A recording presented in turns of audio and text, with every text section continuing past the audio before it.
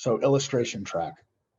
So in the illustration track, we see the two of the same teachers that we saw in the 9+, and we get into cartoon character design. We have David and Sean as well.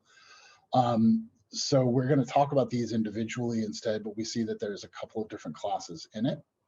So the first one is cartoon and character design. So this is a place where you can use, say, those figure drawing skills, and you can start applying them into creative work. We have work from a variety of students for the past couple of years here, showing a lot of like different ways to express characters, facial expressions, positions of characters, foreshortening of characters, as well as trying to come up with dynamic designs for the characters so that they stand out from the rest of the crowd.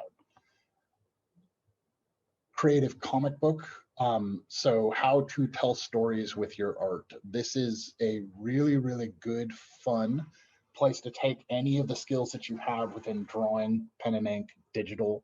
They all can be used within things of this. I believe that they'll be using pencil and pen and ink for their process here, but at the same time, it is how to tell a story, how to take step by step so that you don't lose your audience, as well as developing your own short story here. I believe it'll be Sam teaching it, who is fantastic at the topic.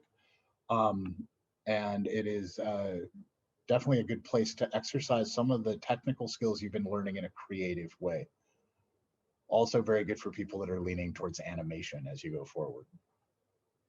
So manga and anime. So we have a stylistic class where people learn how to take those technical skills they're developing in figure and portrait and how to apply it into the style of manga and anime, which is its own kind of subsect stylistically. David, I believe, is teaching this class. He's very good at the topic. And it's just how to basically change into those different styles. So we can see everything from hair structures to eye structures to proportions down to digital painting as well.